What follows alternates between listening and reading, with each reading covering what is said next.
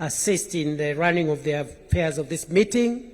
I now invite the leaders of both houses of parliament from both sides, UDA, ODM, to step forward, and we'll get the resolutions read.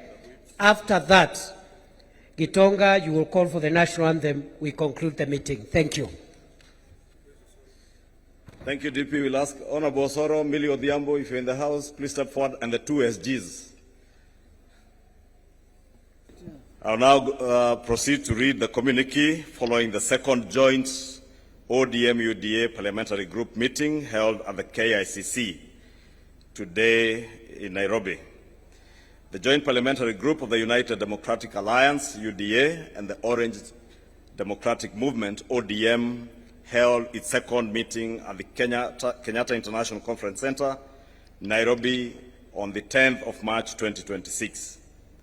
The meeting has reviewed progress made in the implementation of the broad-based government agenda over the past year and received a report from the Oversight Committee on the status of the 10-point agenda agreed upon under the Memorandum of Understanding between the two parties. The joint PG noted with satisfaction that approximately 80% of the agreed commitments have been implemented. The meeting reaffirmed that the Memorandum of Understanding between UDA and ODM is anchored on a 10-point agenda drawn largely from the recommendations of the National Dialogue Committee, NADCO, addressing key national priorities, including electoral reforms, the cost of living, governance, economic stability, and institutional reforms.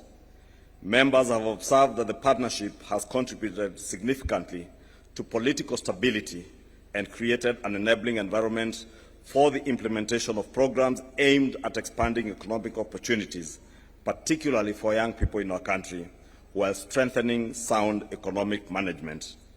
The meeting further noted progress made in stabilizing the economy and addressing the cost of living through measures including reduced inflation, the continuous fertilizer subsidies program that is supporting farmers across the nation, expanded health care and health coverage under the Social Health Authority, strengthened anti-corruption measures, and the revival of the stalled road projects through the securitization of the Road Maintenance Levy Fund. I want to invite Honorable Junet to continue. Oh, okay. The meeting resolved to extend the mandate of the Oversight Committee by 60 days to enable it to finalize outstanding matters arising from the implementation of the agenda.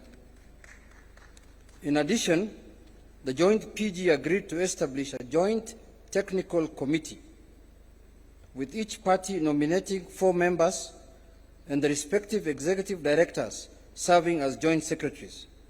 The committee will develop the shared policy agenda and priorities of the two parties, which will inform the work of a coalition framework to be considered later in the year. So this is the technical committee that will develop the issues and the things that pertain to the public and the two parties and lay ground on what issues the negotiation committee will discuss on the issues. The Joint Parliamentary Group reaffirmed its commitment to continued cooperation in the national interest and to advancing reforms aimed at strengthening Kenya's democracy, stabilizing the economy, and improving the livelihoods of the people of Kenya. The PG resolved to adopt all resolutions passed by organs of the parties. That is the end of our statement, and thank you very much, Your Excellency. In conclusion also, in the spirit of strengthening political parties, I want to bring to the attention of the PG that ODM is owed 12 billion shillings as their money. 12 billion. If we get that one, then we shall be very happy. Thank you. I think, DP, I will invite you back to help us close the meeting and request members of the House Business Committee in both houses, please, immediately after this meeting, Honorable TJ, let us proceed straight into the meeting for the House Business Committee. Thank you.